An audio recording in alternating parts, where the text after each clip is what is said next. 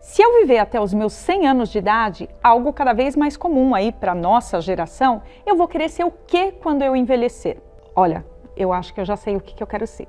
Eu quero ser zeladora fanfarrona da Porta do Paraíso. O que você acha? E aí vou ter que aproveitar e fanfarrear antes de passar pelo portal, né? Porque depois a gente já não sabe como é que vai ser. Ah, mas tem uma coisa. Antes dos meus, mais ou menos até os meus 85 anos, eu também já sei o que eu quero ser até lá. Eu quero ser guia turística de viagens para a quinta dimensão, Carol. E você? Bom, se viver até os 100 anos, eu vou viver até os 100 anos, porque eu quero.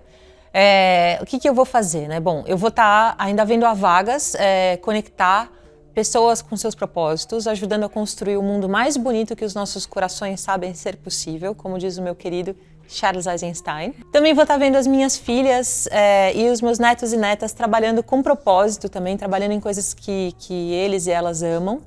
E eu vou estar bem sossegadinha, sabe? Eu acho que assim, nem vou fazer uma pausa assim, até os 85 e depois. Eu já vou gradativamente passando a dormir mais, eu vou também ler mais, eu vou também namorar bastante com meu marido, eu vou fazer jardinagem, vou fazer meditação, yoga, por que não, né? Só essas coisas assim, então, tipo, o que eu quero é muita paz e tranquilidade, né? Acho que já dá pra perceber. Então, mas voltando para agora, se a gente tiver mesmo que voltar para agora, o que a gente tem, Cassi? O que a gente tem? Burnout vira doença trabalhista. A geração Z prefere ficar desempregada a ter que trabalhar nas atuais condições de trabalho. Empresas estão se tornando escola empresa terapia, eu estou dizendo por aí. Porque, além de fazer negócios, elas estão cada vez mais educando pessoas, e isso é ótimo, sem dúvida nenhuma. Agora também se tornando clínicas de saúde, né, momentos de despressurização aí, profissional, né, de tantas tensões. E eu fico pensando, onde é que vamos parar, sim, Carol? Essas são apenas algumas constatações básicas sobre o que tem acontecido no mundo do mercado de trabalho. Nós, da Lifelong Workers, representada por mim, Cassiana Buozzi, e nós, da Vagas, representada por mim, Carol Kaplan, entendemos que está mais do que na hora de falarmos de futuros de uma maneira diferente.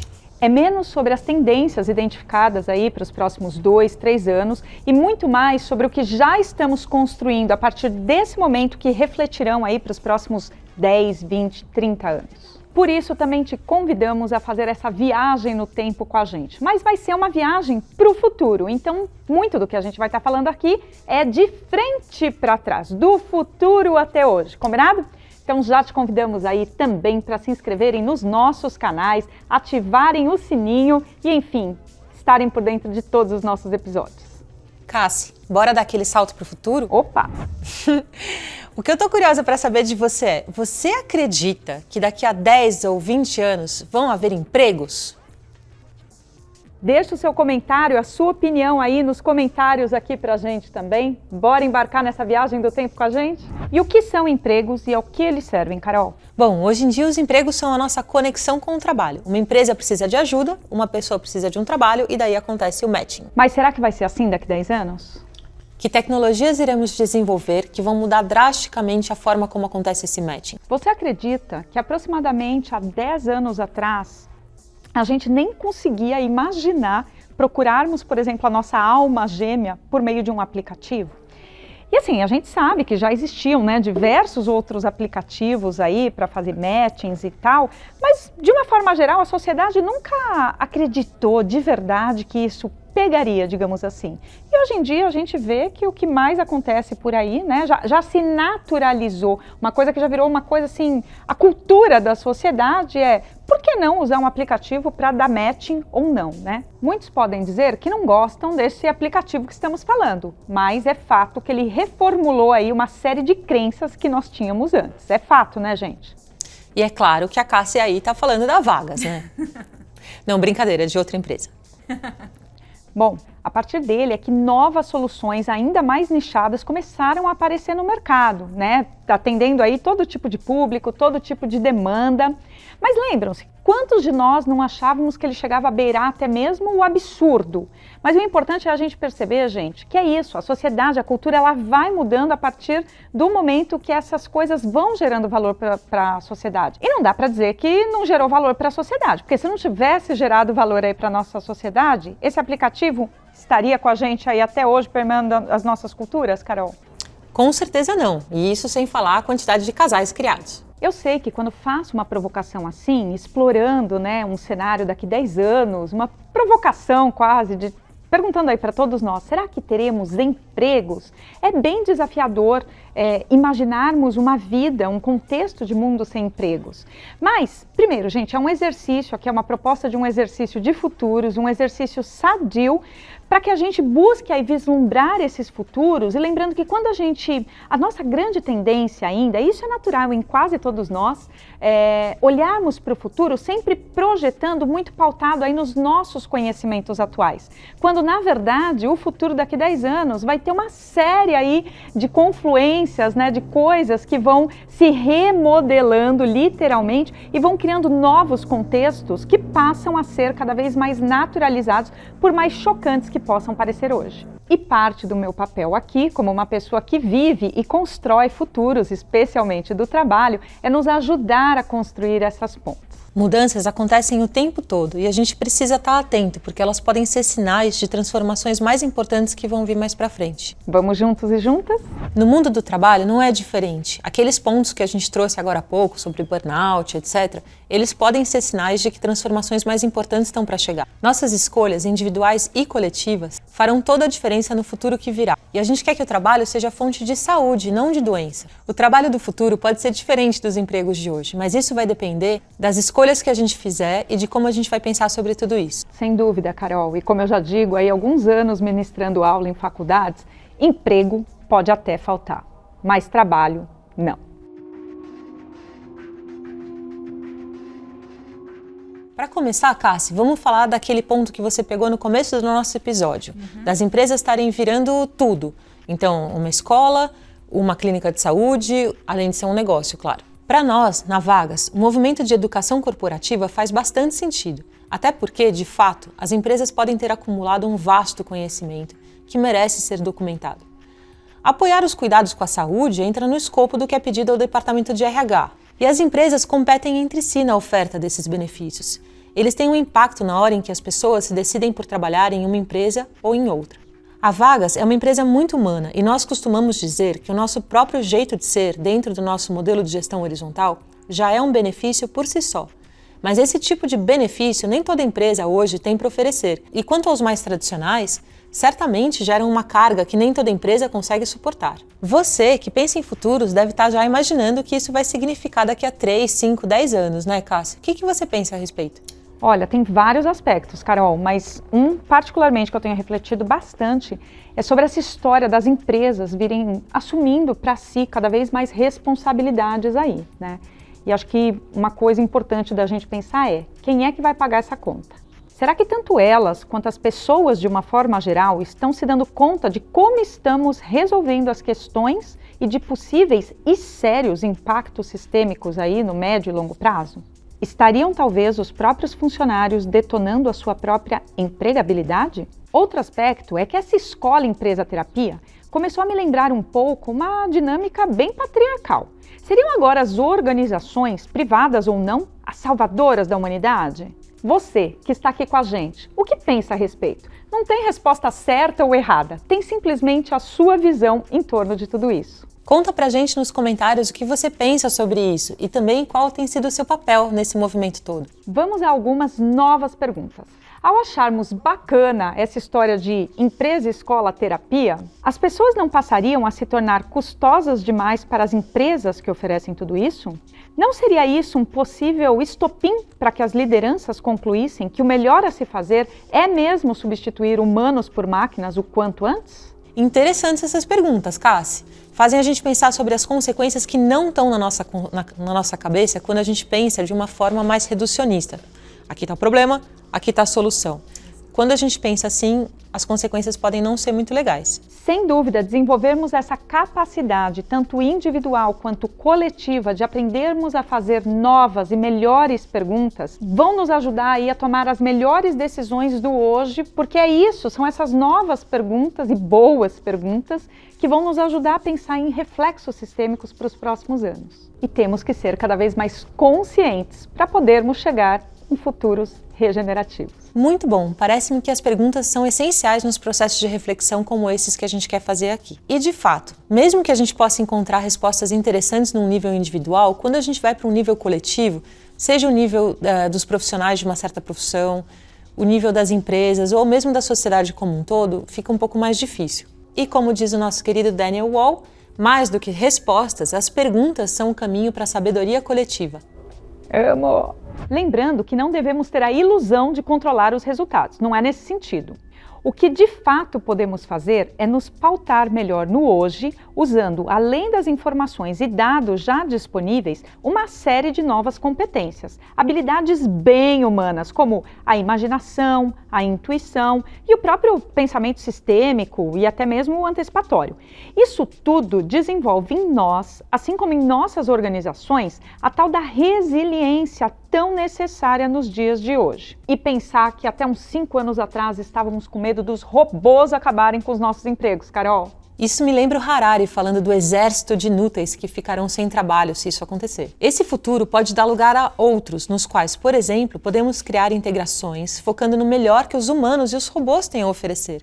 Mas cabe a nós, talvez, fazer perguntas melhores. Estamos nos preocupando com as coisas certas? Estamos a alocar quase todo o nosso tempo resolvendo questões e dores do curto prazo e perdendo de vista coisas ainda mais importantes no médio e longo prazo? Explorando ainda essa questão relativa à carga que as empresas estão tendo de absorver, hoje em dia e as possíveis consequências disso, que outros caminhos poderíamos seguir?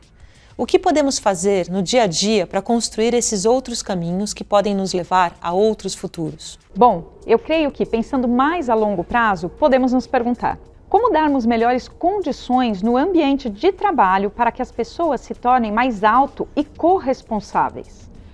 Ou seja, responsáveis não só pelas suas entregas, mas também pela sua saúde e aprendizado, por exemplo. Com certeza, essa é uma pergunta que nos faz começar a explorar outros caminhos, responsabilizando não só a empresa pelos resultados, mas também as pessoas que trabalham nas empresas, ativamente. Isso é interessante e de fato faz a gente pensar de uma forma não tradicional sobre o tema, que se relaciona com benefícios. Hoje em dia, começa-se a falar em redução de carga horária. Uma das maneiras como isso tem começado a aparecer é se falar em uma semana de trabalho de 4 dias. Esse poderá passar a ser um novo benefício que entra para a lista dos outros que você mencionou, entrando para o rol dos itens que as empresas terão de ter para se destacarem como marca empregadora. Mas na Vagas, nós trabalhamos por entregas. Havia um certo controle de horas um tempo atrás, mas nunca fomos mega fãs de instrumentos de controle. Nossa cultura sempre foi mais de usar a energia que seria usada para controlar, para produzir. Quando passamos a ser 100% remotos em 2021, a gente deixou completamente de registrar as nossas horas de trabalho. Isso porque já não faz mais sentido você estando no ambiente remoto, você ter esse tipo de controle. Então, isso reforçou ainda mais esse traço da nossa cultura, que é a gente combinar conosco mesmos, mas também com as outras pessoas da nossa equipe, quais são os dias e horários nos quais a gente vai trabalhar. Assim, sendo auto e corresponsáveis, podemos dar conta melhor da nossa própria saúde e educação. A Vagas apoia com parcerias de saúde e educação e também um valor financeiro para o aprendizado, mas depende das pessoas usarem de forma ativa esses recursos e de criarem as suas rotinas para que isso aconteça na prática. Mas isso é muito mais difícil de explicar do que simplesmente oferecer um item a mais no seu pacote de benefícios.